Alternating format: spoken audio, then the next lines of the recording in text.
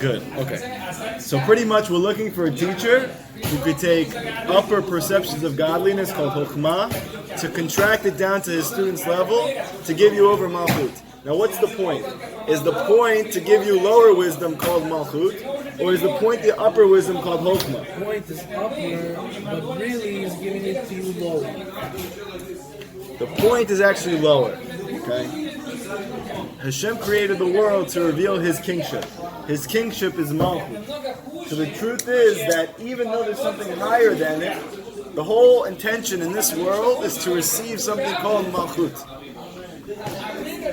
which is the lower wisdom. This lower wisdom is actually Emunah. So in very, very, very simple terms, the teacher is taking deep Chokhmah, perceptions of godliness, and he's imbuing within his student Emunah. It's good?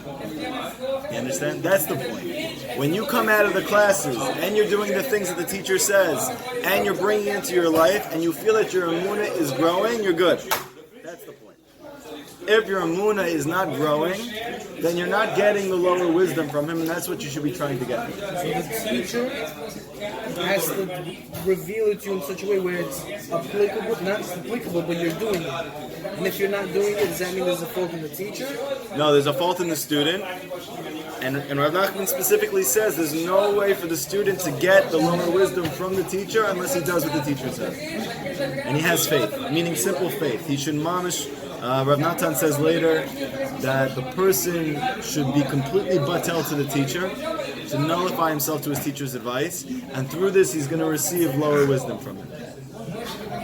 And in Rav Nachman's wisdom, they say elsewhere that this gives Rav Nachman the greatest ability to be able to help you in many different ways. If he becomes your mind, so to speak, that way, and when you're in Olam Haba, because, so to speak, he was your mind, and you just carried out what he did, so therefore in that world, he's able to help you there as well, because you and him are really one in this world. Yeah, it's an amazing thing. Otherwise, when you get there, you have no ability to alter your state. You have whatever spiritual clothes that you created in this world. However, when you're bechelek with a certain tzaddik, a great tzaddik, so he can continue to help you there when you're attached to him in this world. That's what Rav Nachman meant, that if you are in Gehenna, I'll pull you out from your payot if you're attached to me. So the main thing is this point. What's the point? It's similar to the point in your eye. You have many layers to your eye, but the main point of your eye is the point of revelation. That is actually the black dot. This black dot you use to take everything in front of you, which is larger than your eyes, and to contract it in a way that it's revealed to you. This is the concept of Chokhmah being brought down into revelation. That's Malchut. Amazing. This is, wow, thank God. Appreciate it. I'll pay you later. This is what it meant when it said Abraham, right? He was blessed with Bakol. The Gemara said, what does that mean? It means he had a daughter named Bakol. And who's this daughter? So now we know. Malchut. Emunah. When he reached complete Emunah, he got Malchut. And that daughter is always called everything, Bakol. Not only that, we know that when Abraham was alive, Yishmael did tshuva, and Esav wasn't off the derech. He was good. So you see that Yitzchak, Yishmael, Esav, and Yaakov were all good while Abraham was alive, after he received Bakol. So once again, you're going to see why this is important later. But the main thing is, it's Emunah. Emunah is this Malchut. Because what does it do? It takes everything in your life and it gets you to the point that Hashem runs your life. That's Emunah. And this is really the wisdom that the tzaddik is supposed to be giving over to you. Meaning at a higher level of wisdom, it's actually Hashem's wisdom. But what am I supposed to be getting from the tzaddik? That Hashem is running my life. It's a little different. You hear the difference? Right? At a higher level, there's a wisdom that's kind of like, it's incapable for my mind to understand it, which is God's actual wisdom. His da'at. But that's not really what we're trying to get. That's the upper wisdom. We're trying to get the lower wisdom, which is emunah. And what's the emunah? That Hashem runs my life. And this we get through tefillah, through hibodedut, right? You feel that Hashem is running your life. I noticed also, if you take the first word of the Torah, Reshit, it's also Bat Roshi, the daughter of my head. So I feel like that's Chokhmah and Malchut. Right? Chokhmah is Hashem's head. Well, it talks about that. And the daughter, Bat, no, it doesn't talk about that. Talks about the daughter. It doesn't say this term. No. The first word of the Torah. It doesn't say that. You said just now that Chokhmah It's the head. is the revelation. Right. So, indeed, revealing the... Right. I'm just trying to bring out that it's actually all in the first word. That the purpose of creation was for Hashem to reveal the daughter. That's the lost daughter, the lost princess in all of Rav Nachman's stories. It's Amunah. Now, how does a student achieve this lower intellect from his Rebbe besides making himself batel to him? He needs to hate money, Rav Nachman says. He needs to despise, says he needs to utterly loathe money. Why does he need to loathe money? So I was trying to figure out a way how to explain this. So we're going to do it like this. You have a muna, which we're going to say it's like a seed.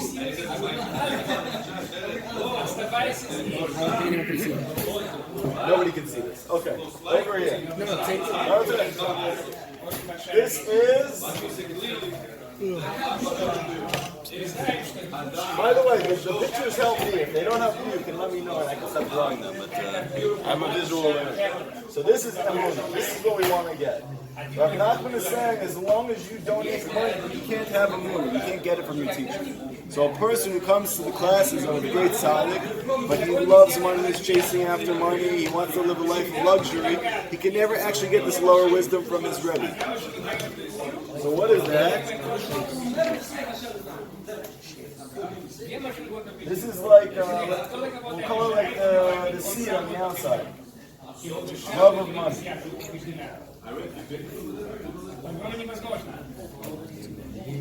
And until he slashes this and removes the shell, he can't experience the Amunah that's inside.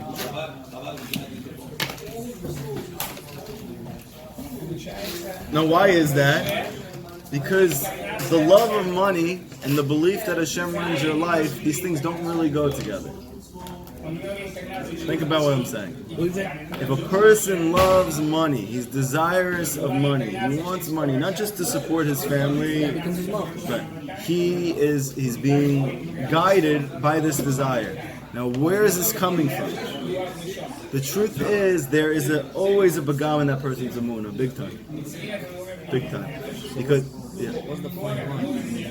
What do you mean, what's the... Right? Yes. That's exactly what it is. You got it. Go make it, but don't care of it. I make it because I need it for my family, but I'm trying to work on not desiring the money itself. Does that mean ends meet? Or can I live a luxurious life? No, you could if Hashem gives you that. But you're... So if Hashem blesses us with billions of dollars, does that mean now I have to try that million? You don't have to do that. No. Is it okay if I do that? So that you have to ask yourself, why am I getting this car? Am I getting this car? So, no, that's desirous of money. It's that same concept.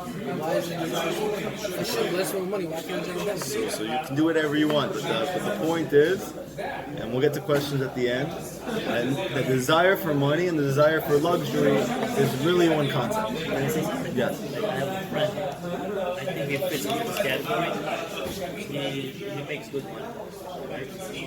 He bought himself a Rolex. And he told me, you know why I bought a Rolex? Like Rolex. I said, no. Because I'm around people who wear this stuff. When I go with a meeting with them, I know the deal is going to go good. Because these people, they look, what car you go up? You want a nice car, you want a nice watch. They want to work with you. So that's what I got. If it wasn't for that, once he left that business, he sold everything. He didn't do it for the luxury. Paragraph 30. He needed it to be part of it. Lamed. That's a business expense, basically. And what are you bringing out from this? What are you bringing out from that? If he didn't love the product, he's he not only doing it for that needed it reason. to make the Once money. he left that business, he sold everything. Okay, so that's a good example. I guess the equivalent of buying a suit in order to, not because you want the luxury of having a suit, but because so you can go to a business setting. Right. Your main focus in life should be, your desires should be spiritual, and you should use the physical as a means to the spiritual. Once the physical though becomes just a means for physical, you're in trouble. That's this whole concept of money. I'm Malchut. having a dilemma. Okay. There's certain communities, right? Yeah. And this is known, it's a known thing. I think it's even like a halacha or Shulchan Aruch. If a rabbi is a high prestige, right? He can't be driving like a 94 bugged out Toyota car, Camry. whatever, yeah. Dirt brown. He has to drive his status, right? I don't know. Okay. I've seen it plenty of times. Like Beit Dins, people who are in charge of Beit Dins, people who are in charge of communities. They're like pimped out. Okay. I know that, like, I know Him as a person who's holding on such a status, I'm not, whatever, he's holding on such a status. Should he accept this? Or should he just be like, it's not for me. Better do other things with it. I think it all depends on the person, his circumstances. I think in general, a person has to be very, very careful and think about it to himself. Why do I want this? If the reason really has nothing to do with the fact that he cares about the car and all this, and there really is some type of practical reasons, I don't know, kind of like the guy with the watch, so it's something different. But in general, when Rav Chaim Kramer came, you wouldn't know by looking at him he had any money. And you definitely wouldn't know by looking at the car that he came in that he had any money. Remember when Rav Chaim Kramer came? My rabbi, I know that he's well off, but when you see him, he drives like a minivan, right? He doesn't. Yeah, but it's like a more up-to-date car. That car does not give off the impression this person is. I'm sorry. No, I'm just trying to say. The main thing here is, we're saying like this, very, very, very simple, okay? Before we try to draw conclusions, let's go to the Torah, and then at the end we'll draw the conclusions. For a person to be able to get real emunah from his teacher, Rav Nachman is saying that person has to hate money. What does it mean? Again, it doesn't mean that he hates paying for his kids' tuition, he hates supporting his family. It means that the person's desire in life is not money. That's it. His desires are above this. If he does not have this capability right now, it's something that he needs to pray for. It's a taiva. Where do we see this in the Torah? You saw in Shmuel's days, his children ended up being very, very into money, even though it was for good reasons. One second. Shmuel's kids ended up collecting money for their community. But as a result of this, the Malchut was completely pagam. It was completely blemished. Shmuel, on the other hand, used to go from place to place to place in the land of Israel, leading those communities, doing judgments, not taking any money at all for these things. And you saw that things were very good with Shmuel. Now, we have, in the times of Shlomo Melech, he was the richest Jewish king that there was. But they said at the time of Shlomo, the Jewish people, silver was like nothing for them.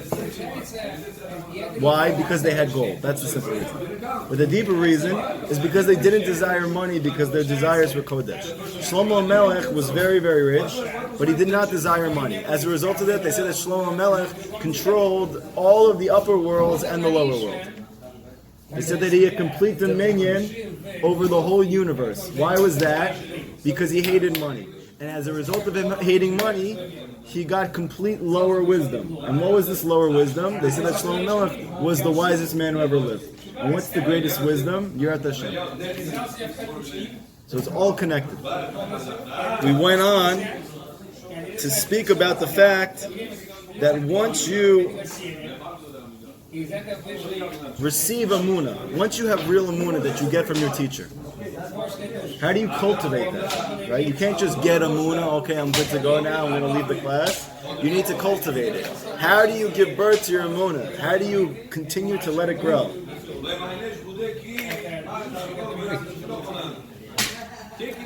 through joy, Study.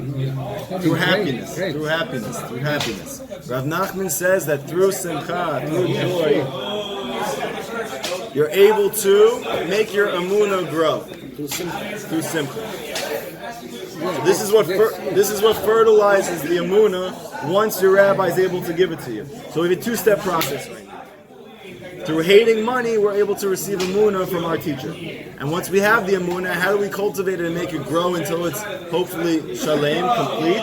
Through simcha. Where do we experience the joy during the year? Through Pesach, through Shavuot, and through Sukkot. On these days, we have to go to the Beit HaMikdash and see the face of Hashem. And Rav Nachman says that all of our happiness that we acquire during the year is revealed in those 3 days. It's amazing. Meaning you think you're happy then because of the drinks and because you're off work and X, Y, and Z, and the truth it's not that. All the mitzvot that you did during the year, Rav Nachman says the happiness, the joy that comes from those mitzvot is then revealed to you on those days.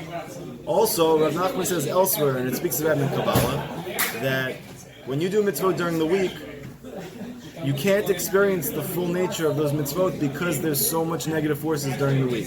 So as a result of this, in order to protect you and the mitzvot that you did, Hashem doesn't let you experience it during the chol, during the week, but only on Shabbat. So therefore, when Shabbat comes and you feel very, very happy, that's actually coming from all the mitzvot that you did during the week, but you didn't experience it during the week. You'll experience it on Shabbat.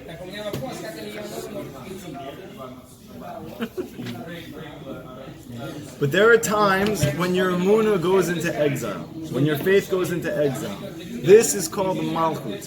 Your malchut is going into exile. Now, how does this look? So I'll explain to you.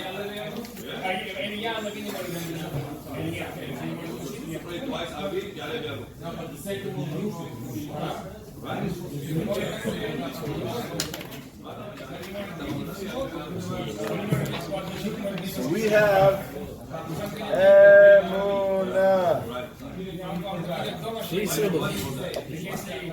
which is called malchut, and this is the goal. He says. This malchut is the lower wisdom we refer to.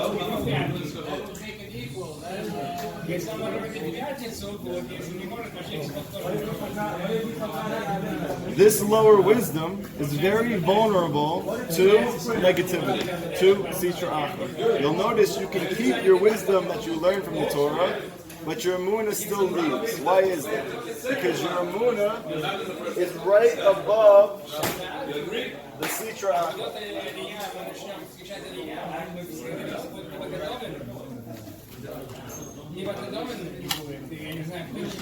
This line. So hovering right below emunah is the sitra achra.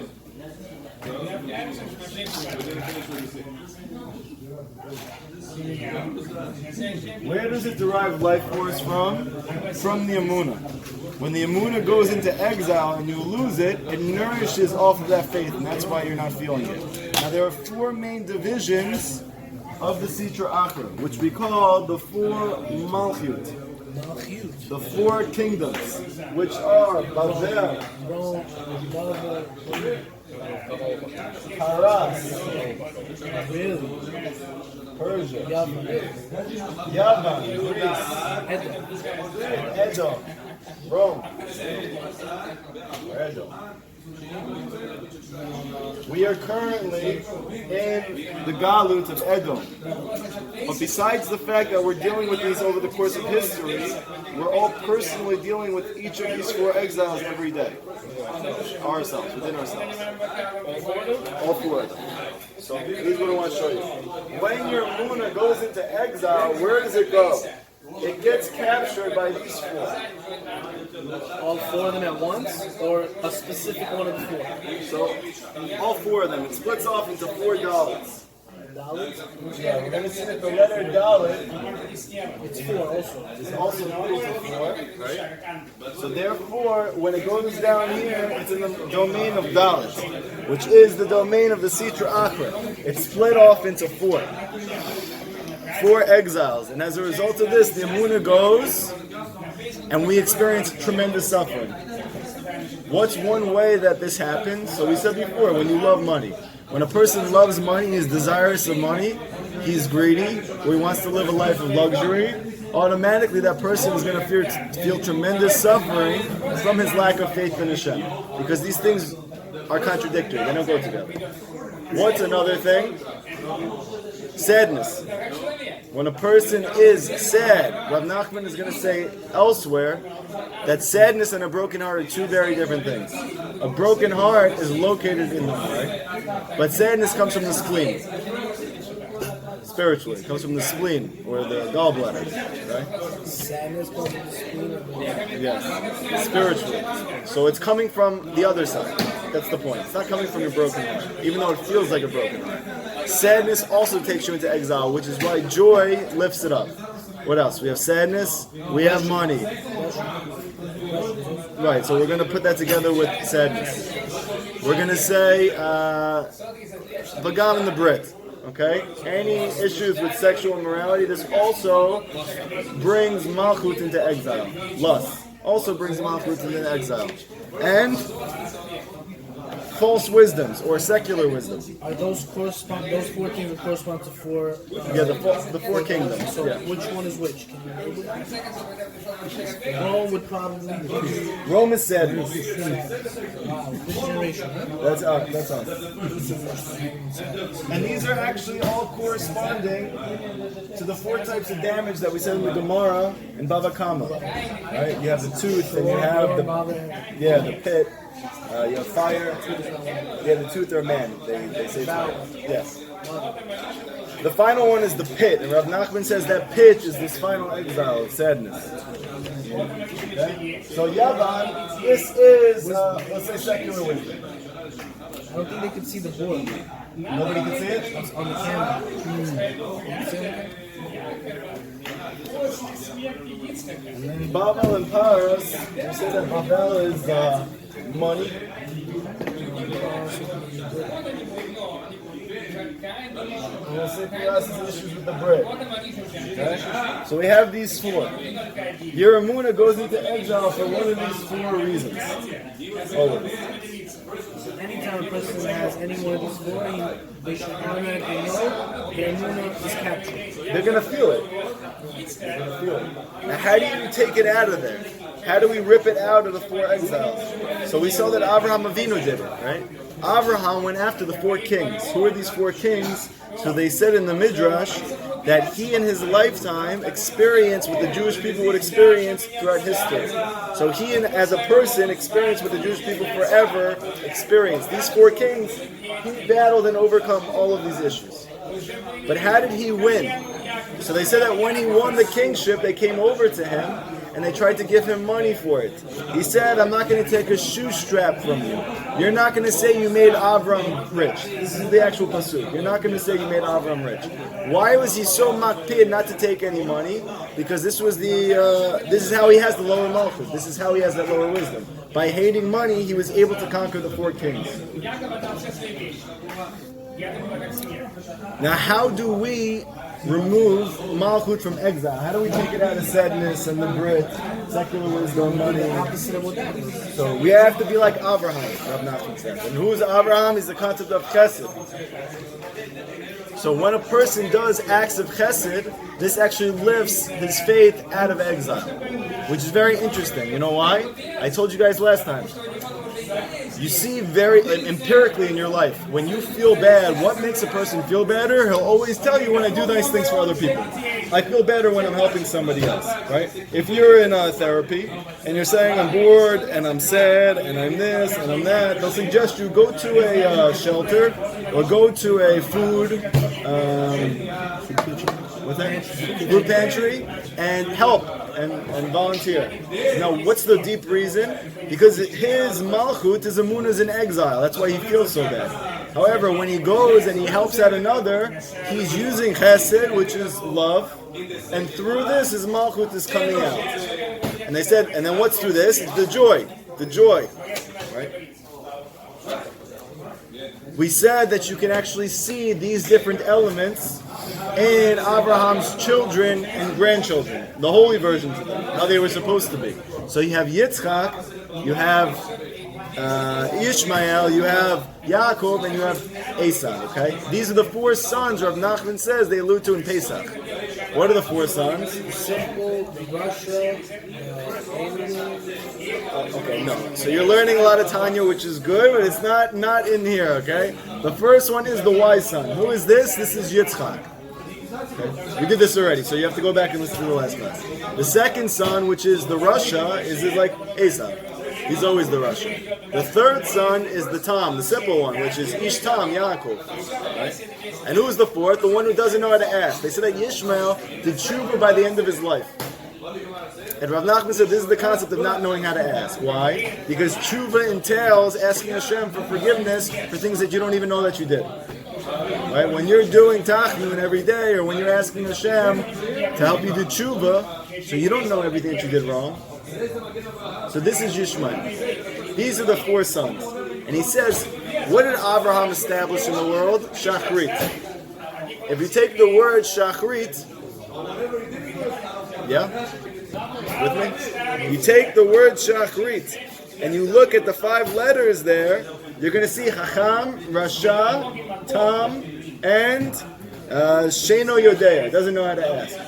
These 4 sons are in the word Shachrit, all instituted by Abraham, meaning they're the product of Abraham. This is unbelievable Torah from Rav Nachman, by the way. You should really... nobody else knows these things, or says these things. Okay. This is also the reason why Shmuel, right, who was a very great Navi, and they compare him to Moshe and Aaron together. And the Rizal has amazing things to say about Shmuel. He hacked Agag in 4 pieces. Rav Nachman says, why did he hack him into 4 pieces? Because he was a descendant of Amalek. And Amalek encompasses all 4 of these, which is why he's our eternal enemy. Because he is all 4 of these, he needs to cut him into 4 pieces, meaning the 4 exiles. Yeah, he cut him into 4 pieces. So Rav Nachman is saying that what is these 4 pieces? It's these 4 exiles. He's slicing them all up. Slicing and dicing. I don't know if you guys watch Knicks games, but I used to. Okay.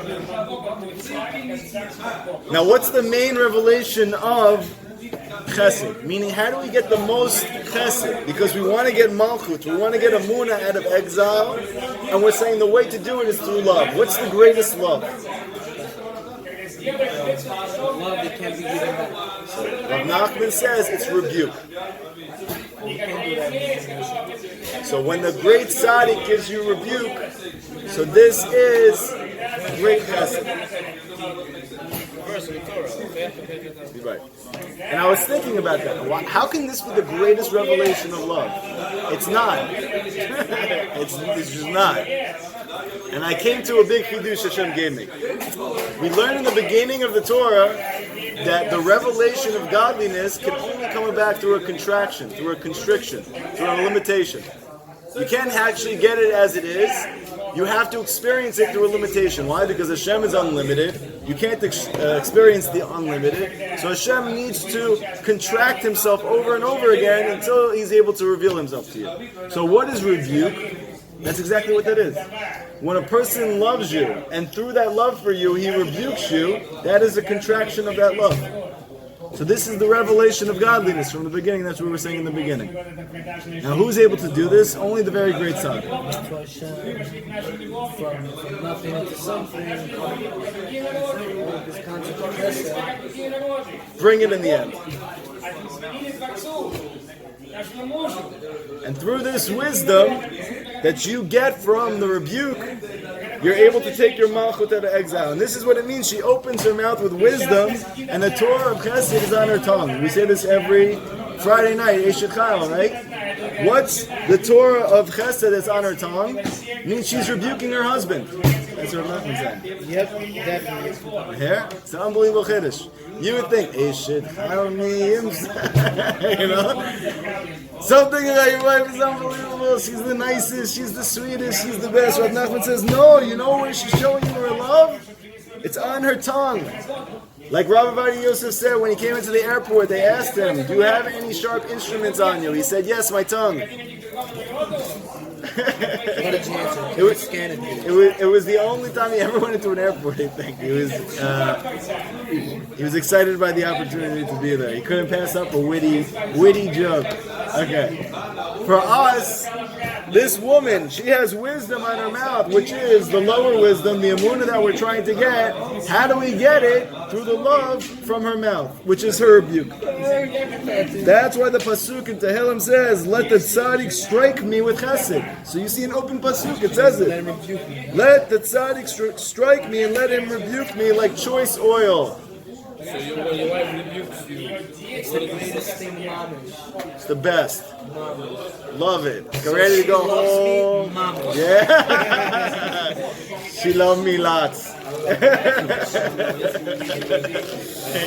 Yeah, you guys are good now. See, you came into the class worried about going home. Now you can't wait to go home. Rebuke is Hashem's love for you, even in your life. When you go through difficulties, when you go through challenges, when you go through hardships, this is also called Hashem's rebuke. This is also the rebuke of the tzaddik. And this is all coming from his love for you. David HaMelech was getting rebuke left and right his whole entire life. And what was the reason why? Because rebuke is the greatest form of love, according to HaMelech. Does it also reveal the highest point of you? Ultimately, yeah. Ultimately. And if the top is your potential, then it's good. Also good. Okay?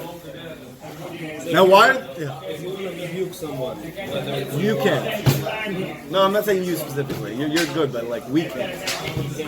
We can't rebuke anyone. They said in the times of the Gemara, they weren't even able to rebuke. The people who are able to rebuke are real tzaddikim. somebody doing something wrong, you shouldn't tell him or her or family member. Not if they're not going to listen, or not if you're going to embarrass them. If you're able to make sure of these two things, so go ahead. Best bet. Don't do it, because you can cause more damage than the opposite, okay? And usually in your life, when you see wrong things happening, it's actually because there's a part of you that needs to work on it. That would be the main thing I would try to get from those situations. Now, why is he rebuking you? Rav Nachman says because tzaddikim, they suffer for the Jewish people. So therefore, because they're suffering from you, that comes out of them in the form of rebuke. It says that Mashiach in Masechet Sanhedrin, he suffers for all the Jewish people. Rav Nachman says that he is the beautiful voice of rebuke at the end. And what is this voice? It's kol shofar. It's the voice of the shofar. Which makes a person do tshuva. Right, which makes a person do tshuva. It's the voice of rebuke. But when it comes from Mashiach's mouth, it's very sweet. It's not the rebuke that we're thinking of. The person makes me feel bad and this and this. Rav Nachman says that this rebuke is mamish. You should come away invigorated to want to come closer to Hashem. This is why we heard Hashem on Mount Sinai. Oh, so it's going to come later. So he says, where does what is actually causing suffering to the tzaddik? So he says, he is having, let's say, interruptions or distractions in his mind while he prays from the people who are around him, his students. And through those distractions, which he's getting from his students, he's suffering because of them. That's the reason why Rav Nachman says that tefillah or tehillah, which is a type of tefillah, and tahala, which means confusion, come together. Because prayer and confusion are always one. And when a person comes to pray, all of that confusion comes down into his prayers. That's when he experiences it. And from this, the tzaddikim suffer. And who do all of our prayers go to? So Rav Nachman taught us. They go to the tzaddikim of the generation, and they go to Mashiach. Right? There's the famous debate between the Rambam and Rashi. How is the Beit HaMikdash built? So Rashi says, Hashem's going to build it. And it's going to come down. And the Rambam, because he's more practical and Sephardic, so he says, what are you talking about? We're going to build it. We're going to go physically go to Yerushalayim and build the building. What are you talking about? There's a building going to come from the sky. It doesn't make any sense. What's the answer of Nachman says? Both. That we are going to build it through our tefillah, and that tefillah are going to be bricks in the building, which are then brought down to this world. Complete. All through our prayers. Where did we see this? Moshe Rabbeinu. He built the Mishkan. Where did he build it through? The donations of his people, meaning the prayers of his people, he built that Mishkan to them. So too, Moshe Mashiach is going to bring down the final Beit HaMikdash, the Mishkan, for us through our prayers. Therefore, they're suffering because of our prayers and the distractions that we have. Nevertheless, it's interesting. Why? Because let's say he's in a group of people. So how does he know where his distractions are coming from? Right? He's rebuking one of his students, one of his followers, because he is causing him suffering. How does he know which one it is if they're all praying around him at the same time? So this is a very important point, which we need to spend a lot of time talking about throughout our time together with Hashem, which is the concept of holy chutzpah, boldness. He knows who to rebuke or who not to rebuke based on their holy boldness and the Torah of each person. For there are two types of boldness. There is holy boldness, which it isn't, not boldness. There is holy boldness, without which it's impossible to receive the Torah. It said that when we received the Torah, we had this unbelievable boldness. Where do we see this? So they came to Bilam at the time the Torah was given, the whole world felt it. And they said to Bilam, because he was like the wisest person that was not Jewish, what's happening right now? So he said, Hashem, Oz Lamoyite. He's giving them Oz, boldness, to match their boldness. And they say that when we were there, though, when we got the Torah, this boldness became humility. But he says, by nature, Jews are brazen. And through the Torah, we're able to take that brazenness or that boldness and to make it holy. This is what we're trying to do. It says in Pirkei Avot that a person who's bashful does not learn. Meaning, even though the Torah says that a person who is brazen, right, he's not bold with holiness, he's bold with chutzpah, so he's destined for Gehenna. And at the same time, we say that that same person, if he's not bold while he learns, he's never going to learn anything. The answer is there's a time and a place. There's a time and a place. Hashem doesn't want you to nullify all the things that He created, such as brazenness. He wants you to use it in a holy way. When can you use it in a holy way? When you're learning. Meaning when you come to learn at the class, you should not just simply sit there and you should do your very best to dig out the information that you feel like you need to come close to Hashem. You need to be very, very bold to attach yourself to a tzaddik. That's why the Torah says you need to be bold as a leopard. What's the opposite of this? What contrasts this? There is a brazenness of the other side, of the Sitra Achra. Why? Because it says that whoever is brazen-faced, it is certain that the feet of his ancestors did not stand at Har Sinai. So what's the clue that they said that we stood at Har Sinai? If you're humble. And they said, what is the sure sign that they did? Your ancestor didn't really stand at Har Sinai? If he is brazen. But now we're saying something different. We're saying that you need to be brazen, but from a place of Kedusha. Meaning, when it comes to the Torah that you learn, and when you pray to Hashem, there you should be brazen. But in all areas of your life, you should be very humble and very meek. But this is the practical element. Rav Nachman says something amazing. How does the tzaddik know the boldness of his student? How does he know it's holy boldness, it's not holy boldness? So he said through his Torah and through his tefillah. The Torah you can say easily. Why? Because I'm with you. I get to experience how bold you are in trying to receive the Torah from my mouth. But your tefillah, how do I see your boldness? So Rav Nachman says, if you think about it, you have to be mamish out of your mind to even come speak to Hashem. Why? He said, because if you're nothing, so then how do you come up and say, Hashem, I really want this, I'd love if you gave me this inch TV and this flat screen, and I'd love if you gave me this type of house and these type of shoes. You shouldn't ask for them? No, you should. But that's the chiddush. But he's trying to get you to really think about it. You could see that the Jews are bold, that they have chutzpah just by the fact that they all pray easily. The fact that they come and they pray easily to Hashem and they never have a second thought about it. He says you see it. The chutzpah is so ingrained in them they don't even realize they're coming to talk to the Ein yourself to the unlimited, endless one. Right? And he says, and what are you doing when you come to pray? Oh, nothing big. He says, you're just asking Hashem to rearrange the entire creation for you. Think about the chutzpah. More spoiling. They think they deserve. No, he's just saying you just need to think about this concept of prayer. You're coming to pray to Hashem and asking for something. This itself is an indication of holy chutzpah. Therefore, at the time of prayer, one must remove his embarrassment. He says, you see, with Abraham and Yitzchak and Yaakov, they were always answered. Why were they always answered? Because they were never embarrassed to ask Hashem for what they need.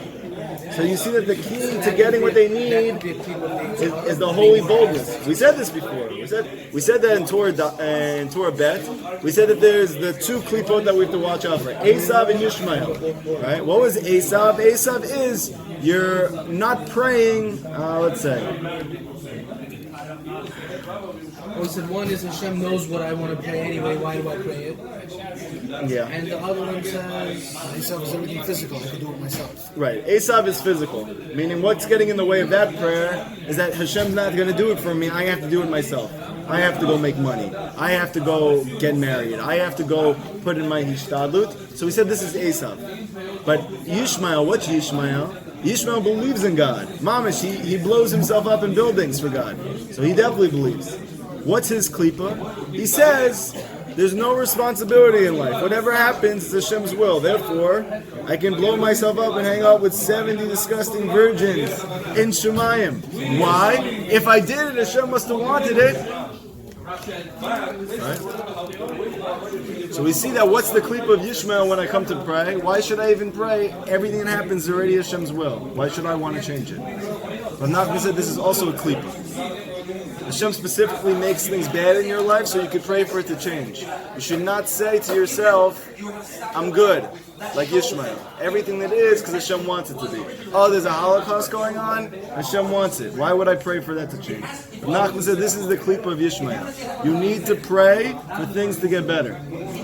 So for us, where is that coming from? That's holy chutzpah. And we need to encourage this holy chutzpah because Rav Nachman says at the end, that final generation, what are the two things that's going to allow him to leave his exile? So we said through gratitude and through holy chutzpah and prayer.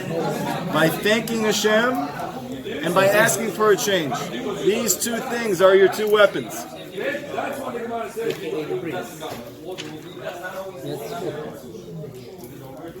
Now, if we go back to the beginning of the Torah, we started with a very bizarre story in the Gemara, and now he's going to match the whole thing up with what we learned, like usual.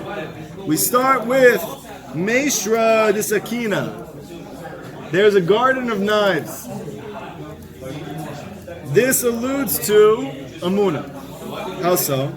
Because Haskein Hiskanti, which means study, says Onkelos. The concept of the knife is like very sharp study. And this sharp study is the concept of Amunah. Meishra, what's Meishra? It's a patch, says Rashi.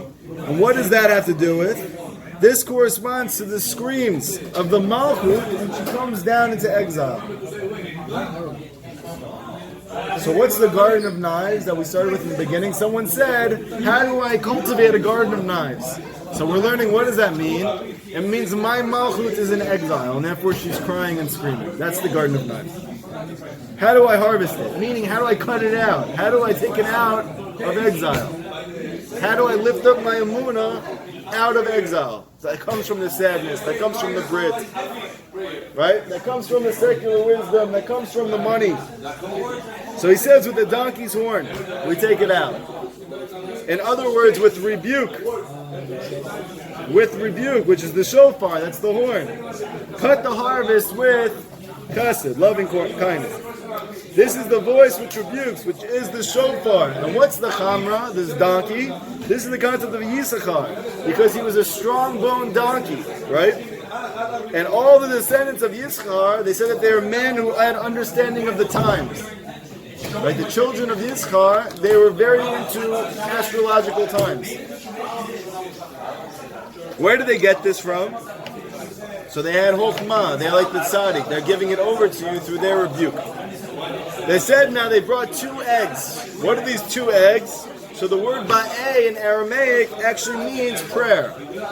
So meaning they brought him their prayers. They said to him, which one is white and which one is black?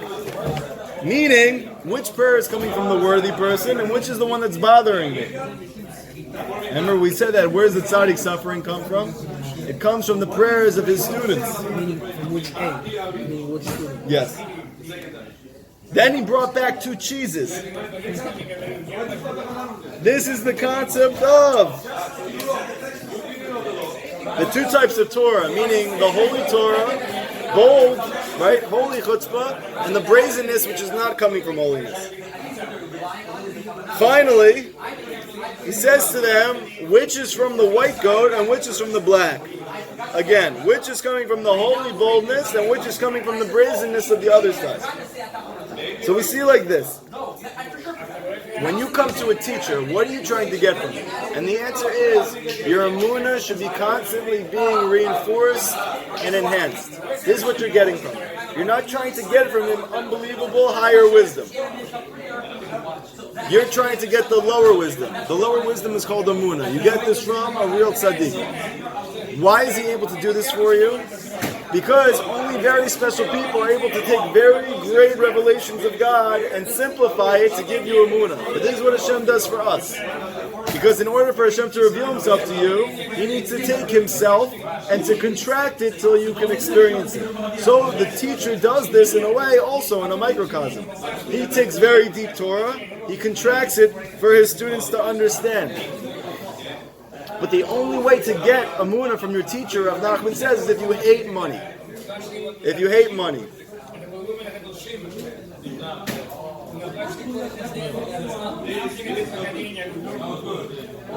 What happens when my emunah is trapped, though? So the only way to take it out is through love. And the greatest love, Rav Nachman says, is rebuke. Is rebuke. This rebuke actually takes your emunah out of exile. But you need to reinforce it and to make it stronger. How do you do that on your own? Through happiness, through joy. And where is the main manifestation of the joy? It's on Pesach, Shavuot, Sukkot. We see later, this was Shaul and David. How so? Because Shaul heard David's voice, and he said, is that my voice? My son. Is that your voice, my son David? Shaul understand from David's voice that he's the king. Because the voice is very connected to kingship. Shaul wondered about David's voice because he understood that this was the voice of a real king. Therefore, Shaul wanted to lift up his own voice. But when he tried, he cried. That is, he wanted to lift up and raise his voice, but all that came out was tears. As a result, he knew that David, like he said, I know that you will certainly rule. And he knew this through his voice. Okay? So this is what we've done so far. This is chapter 30. This is Lamed. I have another Torah that I want to start tonight, but that's only if we don't have so many questions. But don't worry about it. Ask your questions now about how to practically bring this into your life. And then Bezrat Hashem will move forward, okay? And nutshell. I just nutshelled it. I just gave it to you in a nutshell. That was the nutshell. We're going to send the rebuke portion. Which part of it? Like, what does it do for you? What's the benefit of it? What do you mean by rebuke? Who gives the rebuke? The tzaddik gives the rebuke. The Rav Nachman teaches. So Rav Nachman teaches elsewhere that the Torah itself rebukes you. That whenever you're receiving a rebuke, which is holy, it's actually the Torah itself that's rebuking you. When does the Torah rebuke you? When it sees that you're serious about coming close to Hashem. So to speak, it's following you around, constantly rebuking you through your wife and through your family and through your job and through your boss. This is the Torah which knows that you're serious about coming close to Hashem. Now it's rebuking you as a result. Why? Because rebuke is the greatest revelation of love. So the more you get rebuked, The better. So you cannot rebuke your friends or family? Why are you obsessed with rebuking your friends and your family? Leave them Because if you see alone. somebody who's doing something wrong, why can't you tell them? No, so you can tell them, but I'm just explaining that this concept of rebuke, that's the greatest expression of love. This is a very high level. This is like messianic type stuff. No, why I'm asking because you're saying it not to rebuke the current generation. There are other people saying it that the problem today is that not a lot of rabbis, not enough people rebuke people. That's the people that are doing whatever they want to do. That's what you're free to say. So, where's the balance here? So I don't think that people are doing certain things because they're not getting enough good rebuke. They're doing things because we're really deep in exile. People that are rabbis today, you see somebody, for example, will drive to shul on Shabbat, and he knows he drives to Shabbat, and he won't tell him anything because he's afraid to hurt his feelings.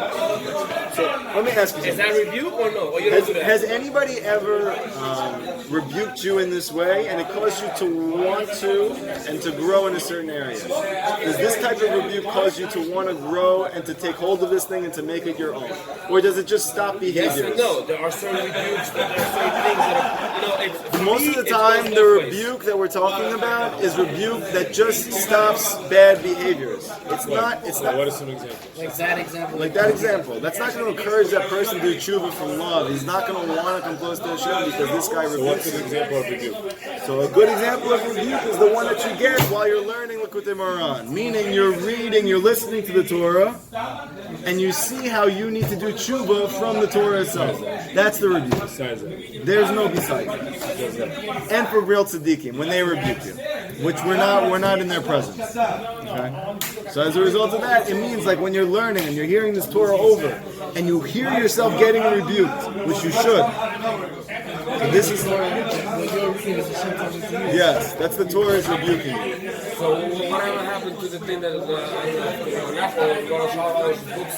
it says that when your wife is telling you something or rebuking it, it's Hashem talking to you. It's good. What's it to you? So there's rebuke again. She's rebuking you. So yes, you're getting a rebuke, but you're not giving the rebuke. So you shouldn't give rebuke. You go on thing. Yeah, take it. That's a real man. Not like you learned. But the Torah says that we have to. Rebuke others who aren't doing the right thing.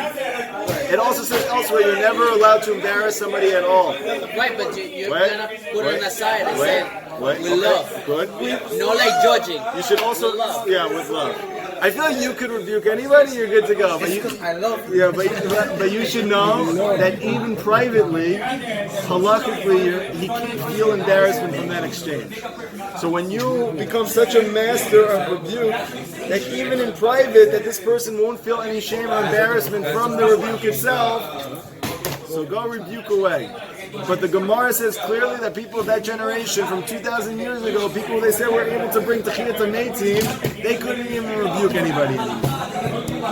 It was a lost art. If let's say if a brother's falling, you go, says the Torah, you go, you rebuke him.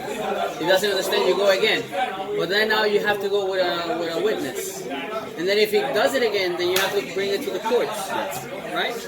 So what does that mean? So you're still putting it in a spot, you're still throwing him under the bus. The issue with this is there's written Torah and there's oral Torah. Okay? The written Torah is what you have to do. The oral Torah is how you do it. Yeah? The written Torah says you need to wear tefillin. The oral Torah says how. The written Torah says you have to put mezuzahs on. The oral Torah says how. The written Torah says you need to rebuke and bring somebody and go with a witness. And the oral Torah says how. So I'm telling you, by the time we got to the oral Torah and the Torah says how, it's telling you that people don't know how to do it anymore. That's all. Next. How do we get That's around? why we are how we Your are. concern should not be going around rebuking. Your concern should be, how do I take the rebuke? Well, someone has to rebuke, otherwise we'd all be stuck. Yeah. You guys have an entire world of nobody rebuking ever. Someone's got to be rebuking. I got to hear about people rebuking me. We all did in one way Which or another. means someone had to take the hit, someone went to the sink, but for me to... Avram. Rebuke. Okay, this type of rebuke you're speaking about, if it's truly coming from love, right? It's coming from a place of love, not coming from a place of anger. So it could be good. But that rebuke itself is not the rebuke he's speaking about. He's speaking about a very holy level of rebuke. That's all. And this rebuke is only given by true tzaddikim. That's all we're trying to say. Our main focus in life, because we're not masters of this rebuke, is how do we receive rebuke? And we should understand that it's really a manifestation of Hashem's love. And it's actually the greatest manifestation of Hashem's love, is when we get rebuked by others. Specifically by tzaddikim. And so that depends on our ego. If we have big ego, we won't take that rebuke. We will fight back. That's right. We will because they say through hurt. Right. But if we don't have ego, then we will take and say, you know what, maybe he's right. And on top of that, comes together, is that when you realize everything is Hashem, and everything that happens in your life is really Hashem revealing Himself to you, so then you'll know that when a person gets rebuked, or when you get rebuked, it has to be Hashem doing it. Through the person, or through Through the Torah, person. or through your wife. All of it. It has to be Hashem, and then you're also able to take it. So between the two, the humility and that, and they go together. Any other questions? And if you don't get him rebuked, what does that mean? That he doesn't love you? No. The truth is, the Torah is rebuking you constantly. The Torah is constantly rebuking you. When you come out of the Torah lesson, you should feel a sense of, I'm not holding in a certain place. I'm learning a certain level. I'm not holding there. I want to learn there. That's also a rebuke. That's rebuke. Any other questions? So in other words, what I'm understanding is there is certain levels of rebuking. Yes. There's levels of rebuke. Okay. I want to start a new Torah, which we're going to continue tomorrow. This is one of the most important Torahs in all of Likutey. It's also a very short one. So if you're here for the beginning of tonight and the beginning of tomorrow, and that way I hook you, right? You'll be good to go. You'll get the whole thing, Bezrat Hashem. Ready? This is Torah Kuf Hey in section 2. Kuf Hey. All the way at the end. Go. Might not even be in that one. It's not even in that one. Just follow. There's only a few minutes left. Just try to stay with me. There's only a few minutes left. Hibodedut hu ma'ala elyono gedola min hakol. Many people, they know that Rav Nachman speaks about Hibodedut, but they don't know where. We've discussed in other Torah, speaking about what's the benefit of Hibodedut, is that it brings you to a state of bitul, which is self-nullification, and through this you're able to enter the unity of God. Okay? But where does he speak about Hibodedut's the best, and you need it, it's so good, it's going to help you in your life, an hour a day? Where do you actually see that? So it's actually all in this Torah. I feel you guys need a little bit of boost in the Hibodedut. Or rebuke. Or a little rebuke. Holy rebuke, okay? Listen to the rebuke as it's seeping through. It's the love which is pouring through my veins. You ready? It's higher and it's greater than everything, he says. And Rav Nachman doesn't usually speak in such lofty, fancy terms. He's not one for what's the word? Yeah, poetic. Yes, waxing poetic, as they say. He's mama's saying it's the highest, greater than everything. Higher than what? Torah. Greater than what? Tefillah. This is a very bold statement. It says Hibodedut is higher than all of these things. Dainu, meaning what? Likbo lo al kol panim sha'a o yoter lidbo levado be'iza cheder o besadeh. Meaning what? You need to set aside for yourself at least 1 hour. O yoter, or more. Liboded levado. That you should seclude yourself alone in a room or in a field. Ufaresh sichato beino levin konom, and you are just blabbing away to Hashem. Yes, freestyling to the Creator. 16 bars. Yeah, 16 bars. 16 bars. You guys really got all the witty lines reborn there. Now if we can just get you to do the Hibodedut, then we're really going to be rolling. Okay. What should you be bringing in your Hibodedut? Everything, he says. Bitanot va'amat laot. You should be bringing your claims, your excuses. He says you should be speaking your entire piece before Hashem. using words that evoke Hashem's favor, which placate Him, which conciliate. These are words which means you're trying to bring out the Hashem's good feelings towards you. I just said that. Anything. Oh, everything. Anything. Okay. Rav Nachman is saying that when you come to do Avodah, what should you be bringing to Hashem? Many people think you should be saying, Hashem, thank you, I love my life. Rav Nachman is saying not like that. He's saying, why are you doing this to me?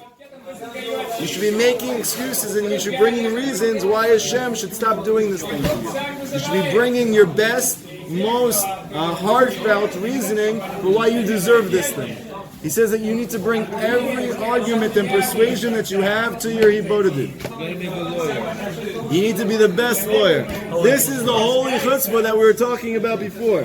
You need to bring it to Hashem and you need to plead with Hashem that He bring you closer to Him, to genuine divine worship. So now we know that Rav Nachman, he used to always go into the woods, into the fields. He used to actually have a horse, and he used to take this horse into the field.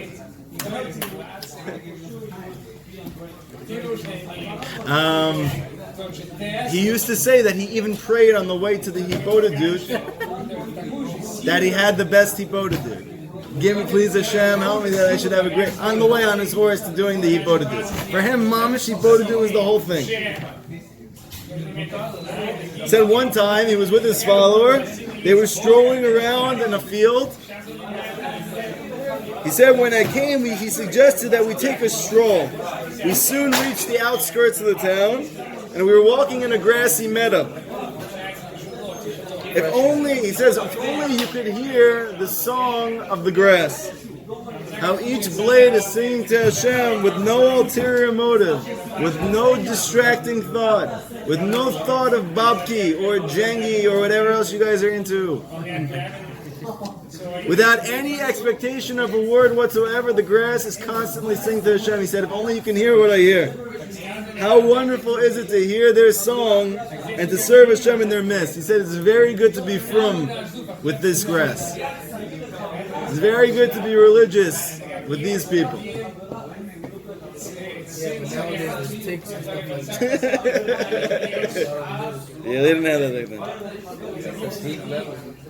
Okay. Rav Nachman says he used to take a small rowboat out in the lake, and he would hide himself among the reeds, and he proceeded to do Avodah for 24 straight hours. all day. He spent the whole day in Avodah. He says that you yourself, you should have your own Avodah room. You know, many people want the lazy boy. Pray for it. Pray for that Avodah room. I got a great story about that tomorrow, Bezat Hashem. A great Avodah room that came about through prayer. Okay? He says, even if you want, you can take a talit and put it around your head, and you make your own little Avodah room. You talk to Hashem alone. You can also, Rav Nachman says, open up a book and pretend you're reading, and you're really talking to Hashem. Now we have something even better than that. Headphones. Get these little guys in, and nobody has any idea what you're doing anyway. You can almost be sitting there screaming, and people are just going to think you're on 47th Street in business. And you're really talking to Hashem. This is the greatest uplifting. Who was the master of this? Who used to make the best use of what he had? David. What did King David do? Every night before he went to sleep, he used to wrap himself in his covers and talk to Hashem before he went to sleep every night.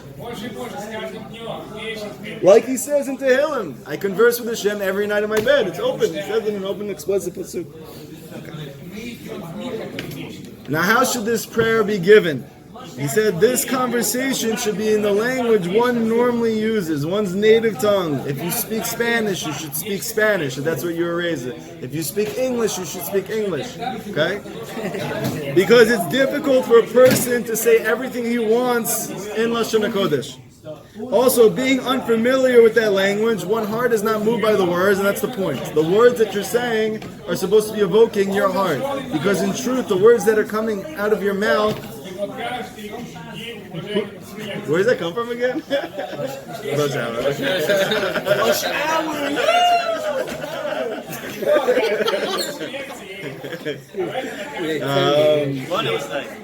Yeah. The words that are coming out of your mouth, Rav Nachman says, are actually Ruach HaKodesh. When they're real, when they're honest, when they're true, when they're from your heart. But in our native tongue, in which we normally speak and converse, it's much easier and much more likely that you're going to end up feeling what he calls a, Lishbar Libo, a broken heart. The whole point of the Hibodedut is to feel your broken heart. And you can only do that in your own native tongue. And this is not depression. Okay? A broken heart comes from Hashem, I want my life to be better. I want to be closer to you. I want my family life to work out well. I want to... All of these things that we want, that are holy, that are good, and we don't have them, and we want them very badly, Hashem wants that more than anything, that broken heart. It's not despair. It's not Hashem, I don't believe you can do anything, and therefore I'm crying here, because I feel like everything is lost. It's a knowing that Hashem could do it if he wanted to, and the fact that he's not is killing it. You hear the difference? This is because a person's heart is drawn after his own native tongue. And in one's native tongue, one can express oneself fully. Everything that is in his heart, he should express and tell to Hashem. Whether it's remorse and tshuva for the past, whether it's praying to Hashem to bring him closer from this day moving forward. Each individual according to his own level. One should be very careful, Rav Nachman says, to make this a daily practice. At a scheduled time, in a specific place. But he says the rest of the day you should be happy. Be besimcha. Rav Nachman actually says elsewhere, if you could, it would be great to have this broken heart all day.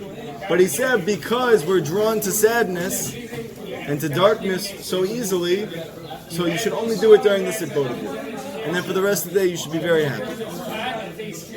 He says the benefit of this practice is extraordinarily great. It is an extremely good path and guideline for drawing close to Hashem because it encompasses everything in it. Well, there's a lot more to be said about this. We just started the Torah. I have to explain a little bit more what these things mean because it's very lofty language, talking about the simple conversation between you and Hashem. But yeah, we'll continue tomorrow. Okay? So we finished Torah Lamed. We started Torah Rush Hour. Yeah, you voted for it? You need the hour. Zvat Hashem, we should be able to bring this into our lives. Yeah? Talk to Hashem. Talk to Hashem. Talk to Hashem.